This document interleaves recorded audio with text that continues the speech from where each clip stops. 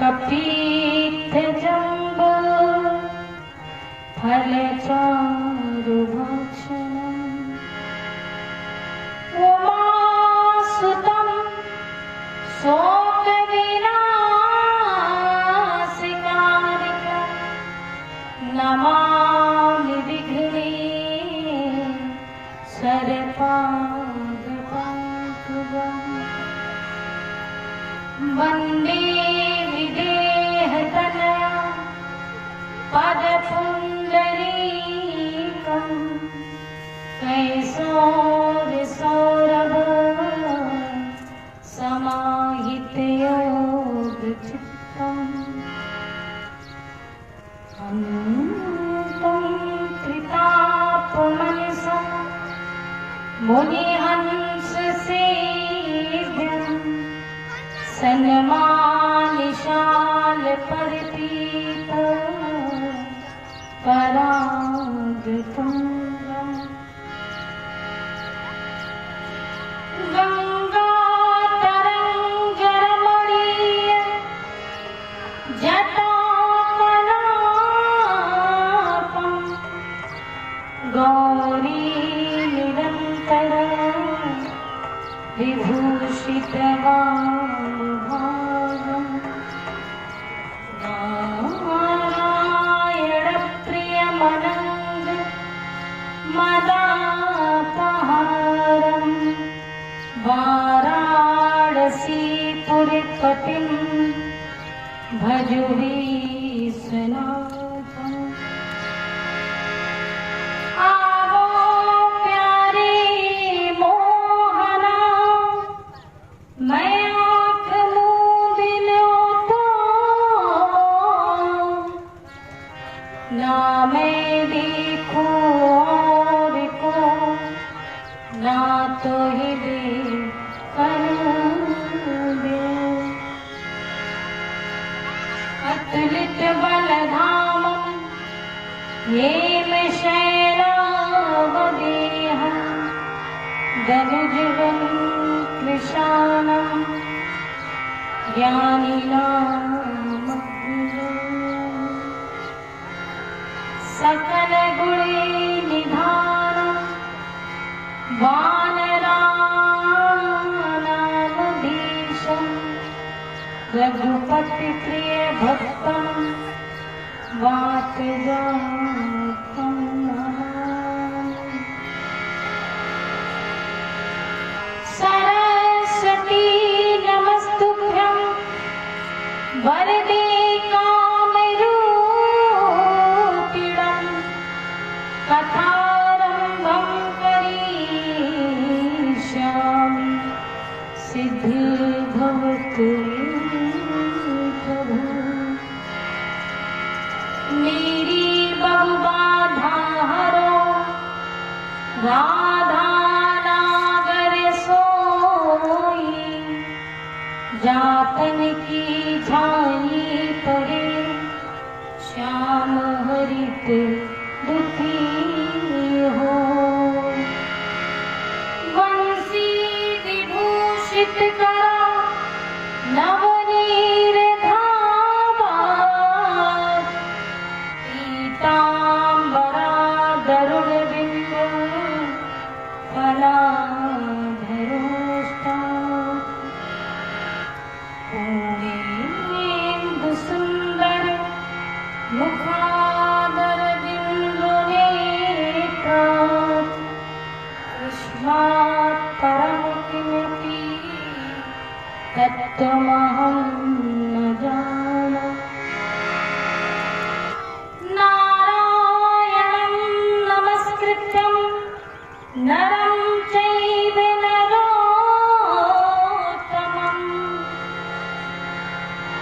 देवी सरस्वती व्यासं ततो जयमुदीरये। सीतानाथ समारम्भां वरामानन्दामध्यमाम् अस्मदाचार्यापर्यन्तं वंदे गुरु परंपरा।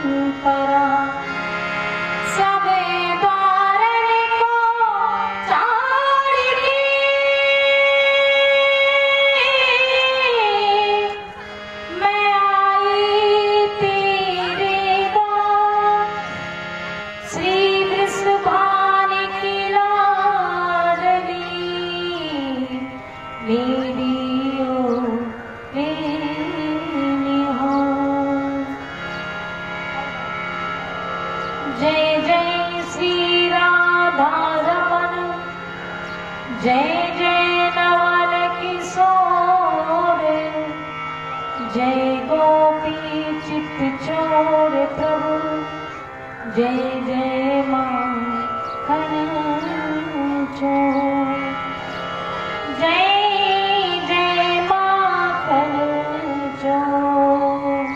प्रेम से बोलिए राघवेंद्र सरकार की जय, श्रीमद् भागवत महापुराण की जय, बांके बिहारी लाल की जय, बोलिए राधा रानी सरकार की जय, वृंदावन धाम की जय, समस्त तीर्थों की जय, समस्त देवी देवताओं की जय, ब्रह्माणी देवी की जय, जय जय श्री राधे श्याम। सभी आए हुए श्रोता बंधुओं का इस व्यास मंच के माध्यम से जितने ही बुजुर्ग बैठे हैं, पिता तुल हमारे, सभी को प्रणाम करते हुए, और आज अष्टम दिवस,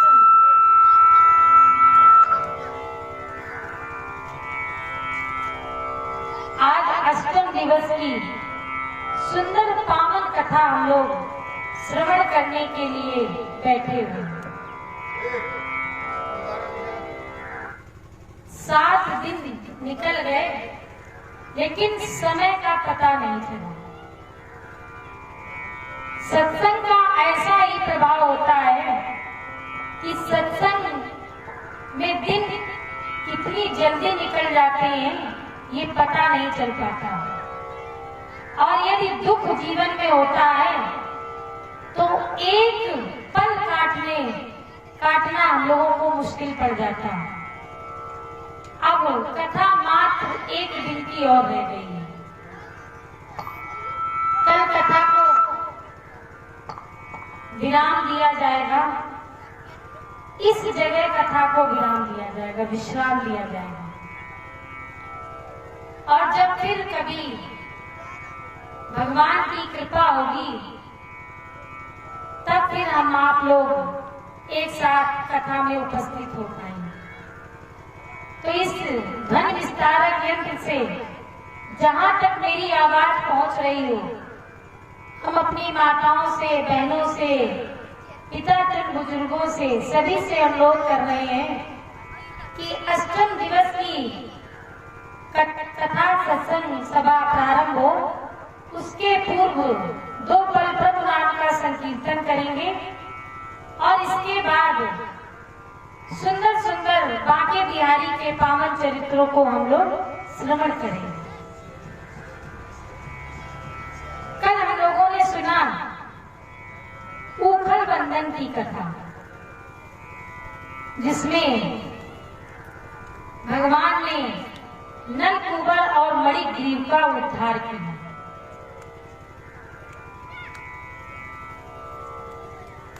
ये जड़ योग में कैसे गए, तो इसकी एक कथा है। ये नलकूबर और मणिग्रीव एक सरोवर में स्नान कर रहे थे, मंदाकिनी के पवित्र किनारे पर सरोवर में स्नान कर रहे थे कि तभी नारद जी वहां आए और ये जल क्रीड़ा कर रहा था और इसने मदिरा पान कर रखी थी। नारद जी वहां से निकले तो इन दोनों लोगों ने, मणिग्रीव और नलकूबर ने नारद जी को प्रणाम नहीं किया। इस कारण से नारद बाबा ने श्राप दे दिया कि तुम इतने मदान हो गए हो कि तुम्हें संत की पहचान नहीं। क्रोध दिया, क्रोध आया और क्रोध में श्राप दे दिया कि तुम जड़ योनि में चले जाओ। इस कारण से ये जड़त योनि में चले गए और जो ही श्राप मिला तो ये जल के बाहर निकले और इन्होंने नारद जी के चरण पकड़ लिए। नारद जी के चरण पकड़ के बोले, संत जी हमसे अपराध हो गया है, हमारे अपराधों को क्षमा करिए। तब नारद जी ने कहा, क्योंकि संत हृदय नवनीत समान है, संत का हृदय बहुत ही कोमल होता है। तो नारद जी ने कहा कि अब जो श्राप दे दिया है वो तो मिथ्या नहीं हो सकता है, लेकिन जब द्वापर में भगवान बांके बिहारी का जन्म होगा तब वो तुम्हारा उद्धार करेंगे। तो नारद की बात सत्य करने के लिए भगवान ने नरकुबर और मणिग्रीव का उद्धार किया। इतनी कथा कर शेष रह गई थी। आगे हम लोग बड़ी प्रसन्नता के साथ आज कथा सत्संग सभा प्रारंभ करें और उसके पूर्व 2 पल हरि नाम का संकीर्तन करें।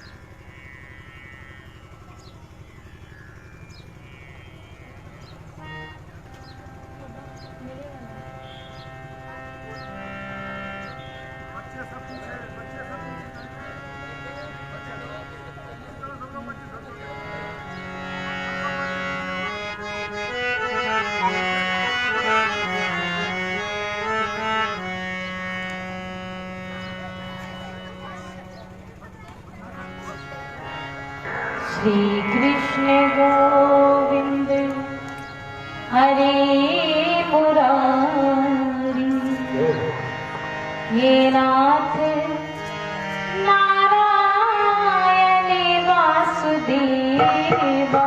श्री कृष्ण गोविंद हरे मुरारी, हे नाथ नारायण वासुदेवा।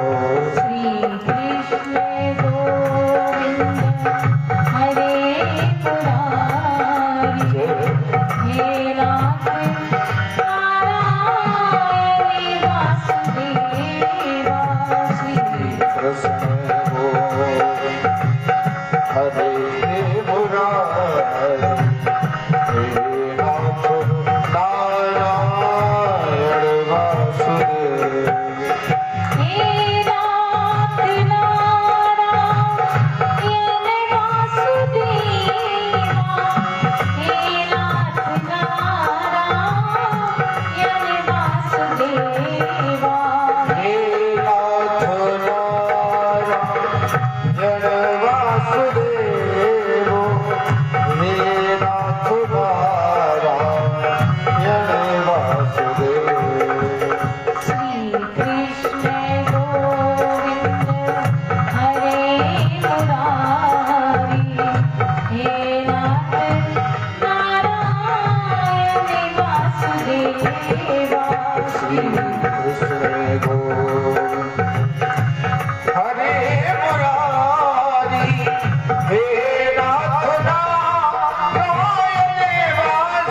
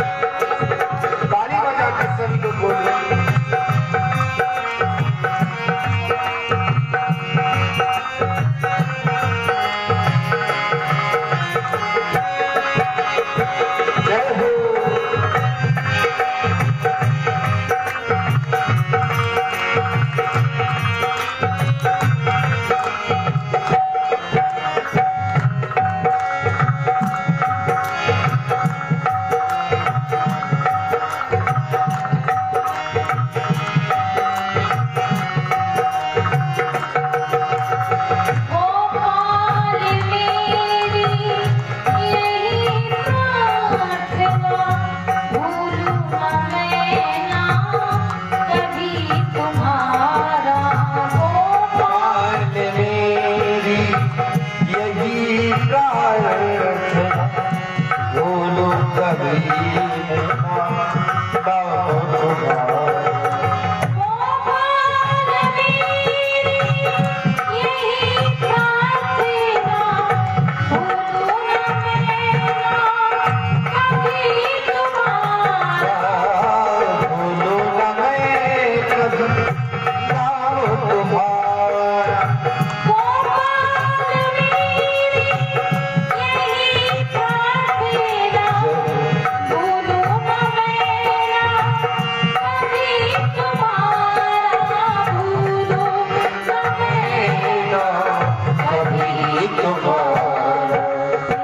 नाम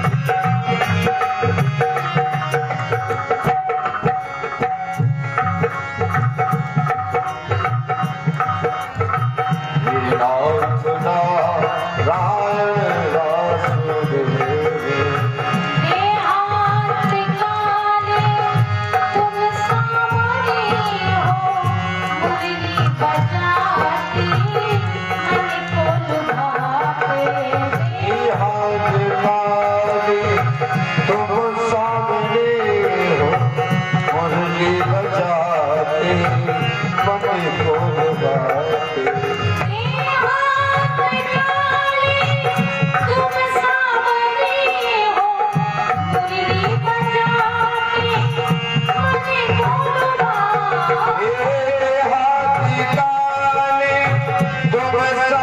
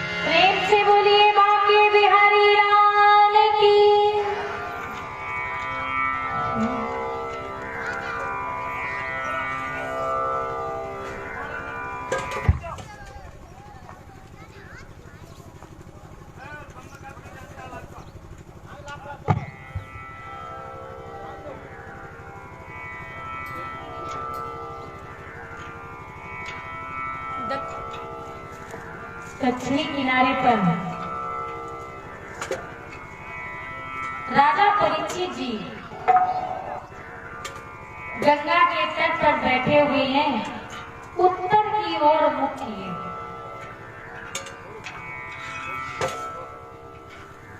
और श्री सुखदेव जी महाराज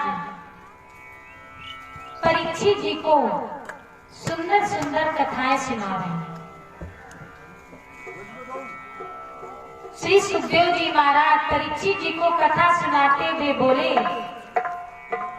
कि कार्तिक शुक्ल पक्ष की अष्टमी से भगवान ने गोचारण लीला प्रारंभ की।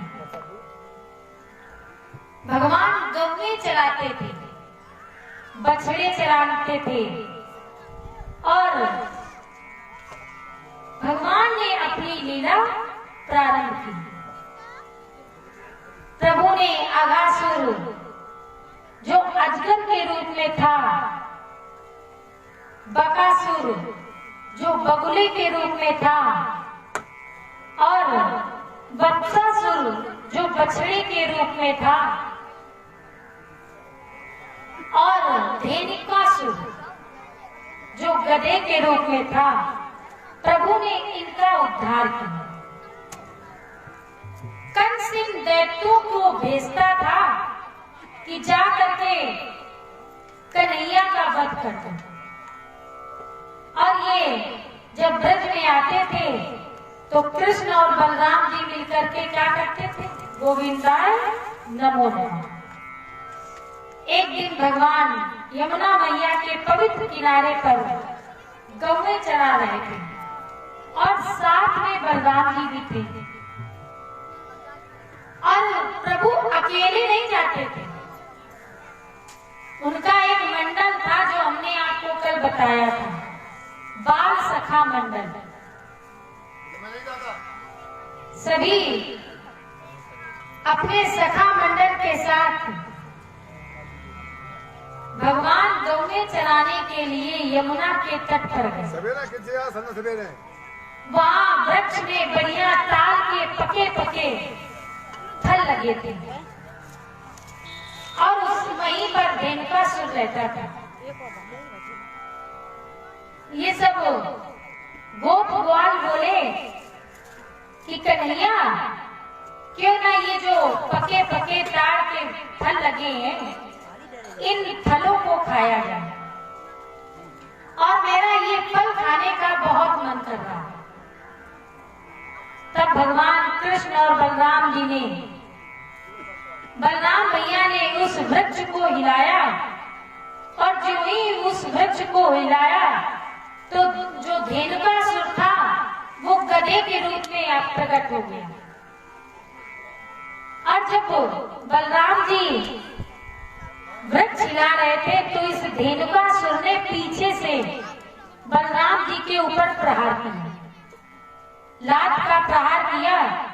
तो बलराम जी ने इसको एक हाथ से पकड़ा और घुमाया, तो इतना घुमाया कि इसका हो गया गोविंदाय नमो नमः। इसका धेनुकासुर का भी उद्धार किया। और इसके बाद श्री सुखदेव जी महाराज बताते हैं कि परीक्षित जी सभी ने ताड़ के पके पके फल खाए, बछड़ों ने घास खाई हरी हरी, और धेनुकासुर के डर के कारण ये जो बालक थे ये खेलने नहीं आते थे, इनका भी उद्धार बलराम जी ने किया। और भगवान ने यमुना की प्रशंसा के गीत गाए और कहा, यमुना यमुना जिसको यमराज नहीं लेने आते, और ये सूर्य भगवान की पुत्री है यमुना, और शनि की सगी बहन है। सूर्य भगवान की पुत्री है और शनि महाराज की सगी बहन यमुना। भ्रात तृतीया के दिन यदि कोई बहन भाई और बहन यमुना में स्नान करते हैं एक दूसरे का हाथ पकड़ करके, तो मान्यता है कि उन्हें यमराज लेने नहीं आते हैं और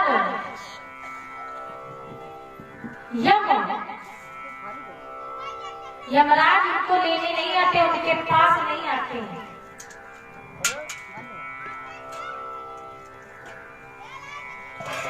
जिस प्रकार से प्रभु राघवेंद्र सरकार ने गंगा की प्रशंसा की, उसी प्रकार से आज हमारे कन्हैया यमुना की प्रशंसा कर रहे हैं और किनारे किनारे यमुना के किनारे किनारे प्रभु चल रहे हैं और अपनी मुरली बजाते हुए सखा मंडल के साथ यमुना के किनारे चल रहे हैं। आइए यमुना की प्रशंसा कन्हैया ने की है, तो हम लोग भी यमुना की प्रशंसा करें और राम जी कहीं भी जहाँ कहीं भी हो, मेरी आवाज सुन रहे हो तो तत्कालीन मंच पर आए। भगवान ने यमुना की प्रशंसा की और राघवेंद्र सरकार ने गंगा की प्रशंसा की। तो आइए यमुना की प्रशंसा की जा रही है, उसका एक हम लोग गीत सुने और फिर आगे का चरित्र सुने।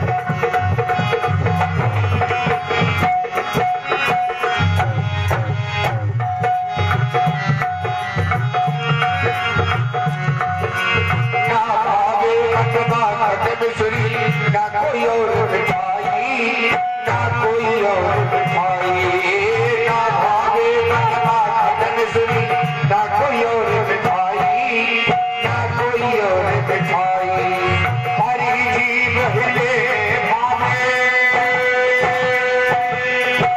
हरी जीवड़िया ना भावे, मलाई राधा राम मलाई, कृष्ण भाग्य की रही तो लागे कुड़े माने लागे मन का कारो यमुना जी को पानी लागे, रस से भरोरी राधा रानी लागे, महारानी लागे, मन का कारो यमुना जी को पानी लागे, के रस से भरोरी राधा रानी लागे रानी लागे मन का कारो यमुना जी को पानी लागे। जय हो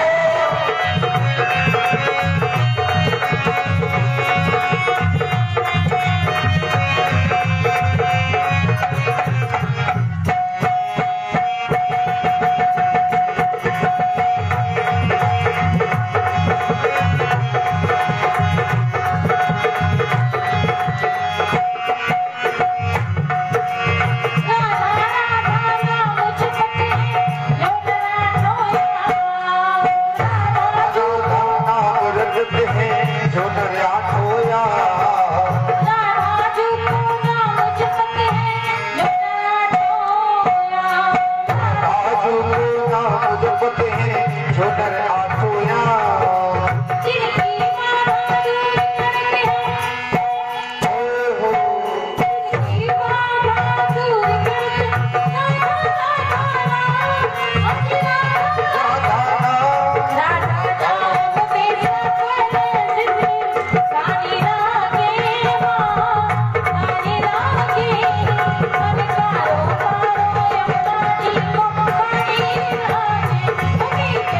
से भरोरी राधा रानी लागे, महारानी लागे, मन कारो कारो यमुना जी को पानी लागे,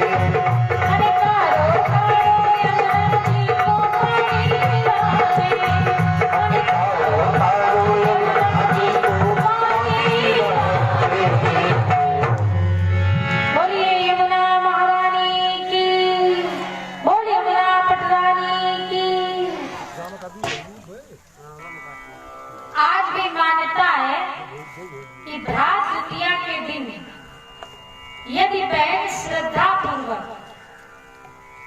भाई का हाथ पकड़ करके और यमुना जी में स्नान करे तो उसको यमराज लेने नहीं आते। जब मृत्यु हो जाती है तो यमराज लेने नहीं आते। यमुना जी कार्तिक का बताया तो कार्तिक की जो दीपावली की जो द्वितीया होती है द्विज, भैया दूज, उस द्विज में जो बहन अपने भाई के साथ वृंदावन जाकर के यमुना में स्नान करती है और यमुना में ही खड़े होकर उसका तिलक करती है, तो उस बहन को और भाई को यमराज लेने नहीं आती। यमुना के किनारे किनारे प्रभु चल रहे थे तो व्यास जी वर्णन करते हैं, निदाघातम तीरता तप्तस्य दुष्टम जलम। निदा कहते हैं धूप को, अत्यधिक धूप लग रही है और जब धूप लगती है तो क्या लगती है, जब धूप अत्यधिक लगेगी तो आपको क्या लगेगी, प्यास। भाई जब धूप लगेगी तो जल की आपको प्यास लगेगी कि जल मिले किसी भी प्रकार। भगवान यमुना के किनारे चल रहे हैं, चलते चलते ठाकुर जी यमुना के काली कुंड के पास आ गए और इन्होंने जब ये ग्वाल बाल साथ में थे और काली कुंड के पास आए, धूप अत्यधिक लग रही थी, तो जो बाल सखा लोग थे, मन सुखा ये सब कहने लगे कि कन्हैया मुझको प्यास लगी। तो ये बाल सखा ने वो जो काली कुंड का विषैला जल था, इन सब ने पी लिया और जब इन्होंने जल वो पी लिया तो पारता विष दूषितम, विष का प्रभाव पड़ते ही क्या हुआ कि ये जितने बाल सखा थे बच्चे, ये सब यमुना के किनारे अचेत हो गए और अचेत होकर के ये गिरने लगे। और निदाघातम पीड़िता तपस्य दुष्टम जलम दूषिता, वो जल कैसा था? जो जल इन लोगों ने पिया वो जल विषैला जल था और जब शरीर में इनके ये जल प्रवेश कर गया तो ये सब अचेत होकर के वहीं यमुना के किनारे गिर पड़े। भगवान ने अपनी कृपा दृष्टि बढ़ाई और इनको अपनी कृपा दृष्टि के अमृत को पिलाया और इन सब को जीवित किया। लेकिन भगवान ने उसी क्षण प्रतिज्ञा की कि कल हम इस यमुना कुंड से इस विषैले जो नाग थे इसका उद्धार हम कर देंगे, इसको हम इस काली कुंड से बाहर निकाल देंगे। ऐसा कन्हैया ने संकल्प लिया। और ये कौन, ये जो आश्रम था ये सौभरी मुनि का आश्रम था जिसमें गरुड़ जी महाराज रहते थे। लेकिन सौभरी मुनि को क्रोध आया और सौभरी मुनि ने श्राप दे दिया गरुड़ को। तो श्राप के कारण गरुड़ जी सौभरी ऋषि के आश्रम में प्रवेश नहीं कर पाते थे और कहा कि यदि गरुड़ यहाँ तुम आए तो तुम्हारा अंत हो जाएगा। लेकिन एक दिन इतना गेन बढ़ाए, गेन कम करो।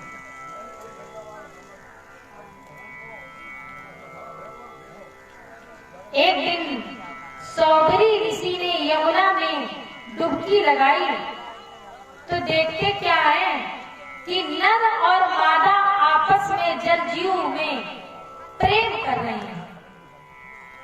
जब प्रेम करते हुए इन्होंने देखा तो इनके मन में आया कि ये महात्मा बनना बेकार है। हम महात्मा बने, भगवान की तपस्या कर रहे हैं, अपने शरीर को जला रहे हैं, तपा रहे हैं। तो इन्होंने विचार किया कि ये महात्मा बनना बेकार है और क्यों ना गृहस्थ जीवन का आनंद लें। तब सौभरी ऋषि जी मानदाता के पास पहुंचे और कहा कि हे राजन, हम गृहस्थ जीवन जीना चाहते हैं। यदि कोई कन्या हो तो उसके साथ मेरा विवाह कर दो। मानदाता के 50 कन्याएं थी और मानदाता ने अपनी 50 कन्याओं का विवाह सौभरी ऋषि के साथ कर दिया। सबने जयमाला डाली और इनके साथ विवाह हुआ। सौभरी जी कुछ दिन तक गृहस्थ जीवन में रहे, फिर इनके मन में वैराग्य ने जन्म लिया और इन्होंने वो आश्रम छोड़ा और वन की ओर आ गए। जब वो आश्रम रिक्त पाया तो ये काली नाग वहां पर प्रवेश कर गया और जी भी वहीं थे। तो गरुड़ जी ने काली नाग को मार करके वहां से भगा दिया और गरुड़ जी ने काली नाग को इतना मारा कि गरुड़ जी के मन में विचार में ये आया कि ये काली नाग मर चुका, लेकिन काली नाग मरा नहीं था, अचेत हो गया था। और सर्प जल्दी मरते नहीं हैं, यदि मर भी जाए तो मरने के बाद भी श्वास भरते रहते हैं, जिसको हम लोग कहते हैं मैरल। नारद जी ने जैसे ही हाथ काली नाग के ऊपर अपना लगाया तो ये पुनः चैतन्य हो गया। अब तब नारद जी ने कहा कि तुम जाओ और सौभरी मुनि का आश्रम खाली है, तुम वहीं जाकर के काली नाग रहने लगो। तब व्यास जी लिखते हैं कि सवाई युवा वासम, वो वहां युगों तक रखा। तब इस आश्रम का नाम काली कुंड पड़ा। ये किसका आश्रम था? सौभरी ऋषि मुनि का। और गरुड़ जी जब वहां उस आश्रम में आए तो सौभरी ऋषि ने गरुड़ जी को रहने नहीं दिया। गरुड़ जी ने गृहस्थ जीवन जिया। इसके बाद वैराग्य आया तो वन की ओर चले गए। और जब स्थान खाली होता है तो रिक्त स्थान की पूर्ति करने के लिए कोई न कोई आता ही है। तब ये काली नाग वहां रहने लगा। तब से उस कुंड का नाम पड़ा काली कुंड। और एक दिन भगवान ने सोचा कि हमें इस काली कुंड से काली नाग को भगाना है। और यदि बलदाऊ जी मेरे साथ जाएंगे, बलराम जी, तो जो कार्य हम करना चाहते हैं वो कार्य हम कर नहीं पाएंगे। और भगवान का तो हास प्रयास करने का सदैव मन बना रहता था। कोई भी मिल जाता था तो उससे कन्हैया हास प्रयास करते थे। एक दिन कन्हैया बोले मैया से कि मैया, हमने तो बहुत छोटे छोटे वीर मारे हैं, क्योंकि भगवान चाहते थे कि बलराम जी हमारे साथ न जाए। तो कन्हैया बोले मैया से कि मैया, हमने तो बहुत छोटे छोटे वीर मारे हैं, लेकिन बलदाऊ ने तो सबसे अधिक बलवान राक्षस को मारा।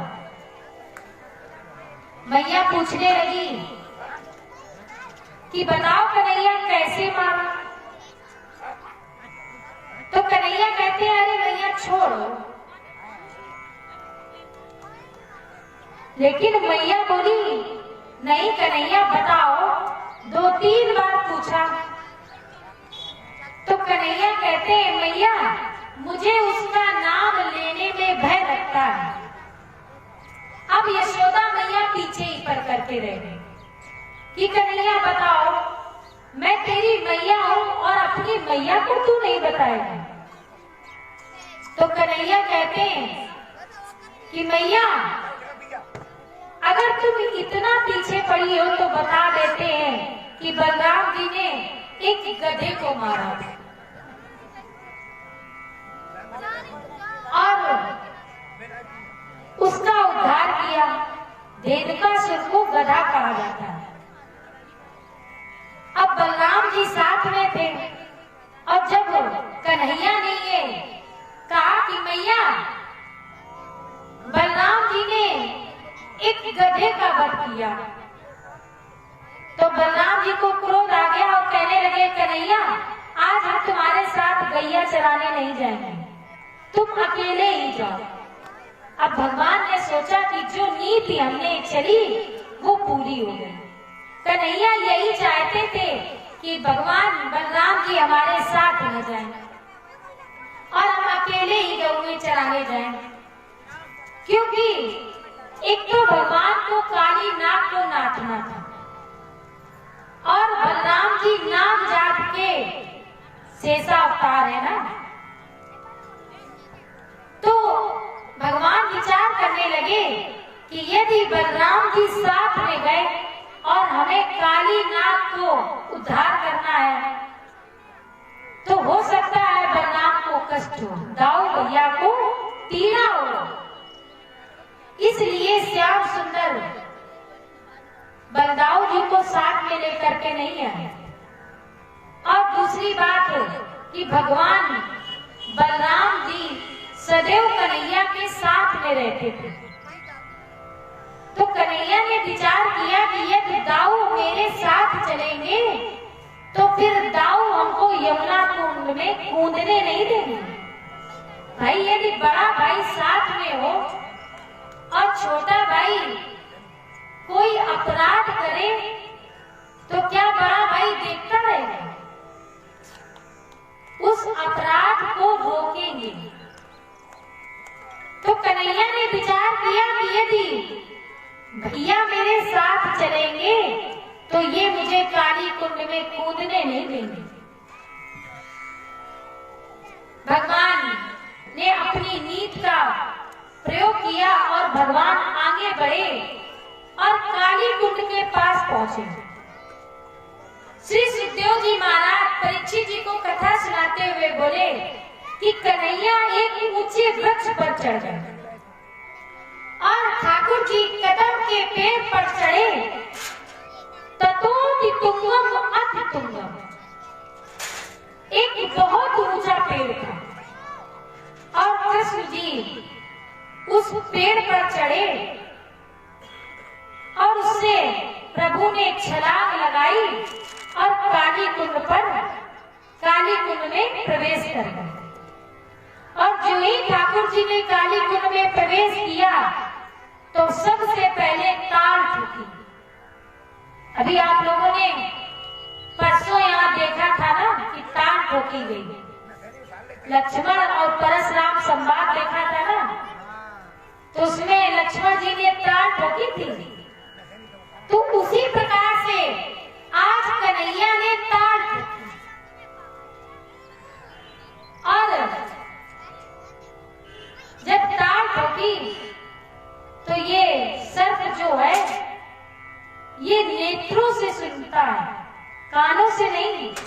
सर्प कहां से सुनता है? नेत्रों से। तो नेत्रों से ही देखता है और नेत्रों से ही सुनता है। और जो ही ताल ठोकी तो ताल ठोकने की आवाज काली नाग ने सुनी तो थोड़ा सा ये भयभीत हो गया। तब भगवान कूदी पड़े और मांस फोटे। भगवान ने जब काली कुंड में कूदे तो अपने हाथों से मांस फोटा, अपने हाथों से जंघाओं में ताल ठोकी और मृगेंद्र की तरह, गजराज की तरह भगवान ने छलांग लगाई और छलांग लगा करके कन्हैया काली नाग के ऊपर चढ़ गए। अब जब भगवान काली नाग के ऊपर चढ़े तो काली नाग भगवान के रूप को देखता ही रह गया, उनकी सुंदरता को देखता ही रह गया। तब बीच कालिया नाग ने देखा। आइए एक श्लोक श्री बाके बिहारी और राधा रानी के चरणों में समर्पित करेंगे। प्रथम श्लोक।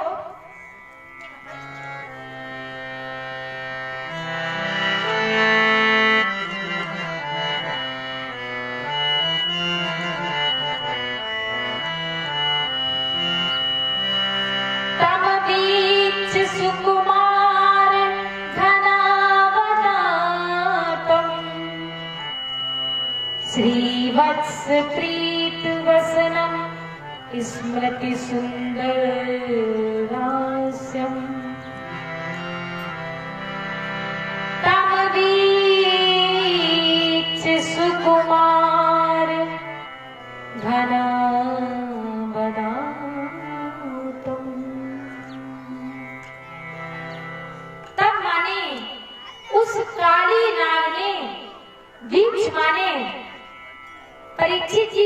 सुकुमार बालक को देखा, तब वीच सुकुमार घना बदातम, मेघ के समान भगवान का शरीर था, सांवला शरीर था, और श्री वत्स प्रीतम, और वक्ष स्थल में लक्ष्मी जी विराजमान थी, और प्रीत वसनम, भगवान कैसे वस्त्र पहने, पीले वस्त्र पहने, और स्मृति सुंदर रास्यम, और मंद मंद कन्हैया, उनके अधरों पर मंद मंद मुस्कुराहट। और देखिए भगवान के मुस्कुराने में माया है, और इस मुस्कुराहट को देख करके योगी यति सन्यासी अपना जप और तप भूल जाते हैं। तो भगवान की ऐसी मुस्कुराहट है। एक बार कर्ण ने दुर्योधन से कहा कि कर्ण तुम अच्छा ये बताओ कि महाभारत के युद्ध में तुम सबसे ज्यादा किससे डरते हो? दुर्योधन ने कर्ण से पूछा कि महाभारत का जो युद्ध हो रहा है, तुम इस युद्ध में किससे सबसे ज्यादा डरते हो? तो कर्ण कहने लगे, दुर्योधन मित्र मैं तुम्हें बताऊं? तो कहने लगे हाँ बताओ। तो बोले कि अर्जुन बाण चलाते हैं तब मुझे डर नहीं लगता, लेकिन जब ये सांवला वाला मुस्कुरा देता है तब मुझे डर लगने लगता है, तो मैं भूल जाता हूँ युद्ध करने की विधा। तो सामने वाले की मुस्कुराहट, यदि कोई कन्हैया की मुस्कुराहट में रीझ गया तो फिर उसे माया नहीं घेरती और ना ही वो संसार में रह पाता है। स्मृति सुंदरास्यम, मंद मंद सुंदर मुस्कुराहट थी, और पीड़ितम प्रतिभयम, और ये खेल खेल में कन्हैया यमुना में कूद गई। और कन्हैया कितने वर्ष के थे? 6 वर्ष के थे। अवस्था केवल ठाकुर जी की 6 वर्ष की थी, और निर्भीक, कोई भय नहीं था कन्हैया को, निर्भीक बिना डर के कन्हैया उस काली कुंड में खेल खेल में कूद गई। अब ये काली नाग विचार करने लगा कि अरे ये तो मेरे ही घर आ गई। तो काली कुंड में जब ये युद्ध करने लगे एक साथ, और इसने जब कन्हैया को देखा तो काली नाग को क्रोध आ गया, और जब क्रोध आया तो भगवान ने युद्ध करना प्रारंभ किया। और काली नाग को क्रोध आया तो इसने भगवान के जो अंग थे उन अंगों में डसना प्रारंभ कर दिया, लेकिन इस काली नाग के विष का कोई प्रभाव कन्हैया पर नहीं पड़ा। जिसका नाम लेकर के विष अमृत हो जाता है, तो क्या ऐसे ठाकुर जी पर विष का क्या कोई प्रभाव पड़ सकता है? ठाकुर जी पर कोई प्रभाव नहीं पड़ा। अब इसको और क्रोध आने लगा, तब इसने प्रभु को बांधना शुरू किया। काली नाग ने प्रभु को बांधना शुरू किया, और जब भगवान को बांधना शुरू किया तो भगवान दुबले पतले हो गए। और भगवान की कोई, देखिए भगवान की कोई नाप नहीं कर सकता। उपनिषद का एक वाक्य है, अड़ो अड़ियान महतो मैया। अड़ो में इतने छोटे हैं कि बिल्कुल ऐसा लगेगा कि लाई का दाना ही, इतने छोटे हैं। और महतो मैया, और बड़े में इतने बड़े हैं, इतने बड़े हैं कि हिमालय पर्वत भी छोटा लगता है। इतने बड़े पग पाताल शीस अज धामा। भगवान इतने बड़े, इसने कस के फंदे लगाए और जब ये काली नाग भगवान को बांधने लगा और बांध चुका तो भगवान ने अपना शरीर मोटा किया। पहले शरीर दुबला किया और जब पतला किया बिल्कुल, तब काली नाग ने बांध लिया और जब इसने बांध लिया तब भगवान ने अपना शरीर मोटा किया। और जो ही शरीर मोटा किया तो काली नाग की एक एक गुड़िया चटकने लगी। अब भगवान ने छलांग लगाई एवं परिभ्रमम। भगवान ने सहज में इसके फन पर भगवान चढ़ गए और भगवान इसके फन पर घूमने लगे। अब ये काली नाग जिस फन को उठाता भगवान अपने चरण के प्रहार से उसी फन को दाब देते।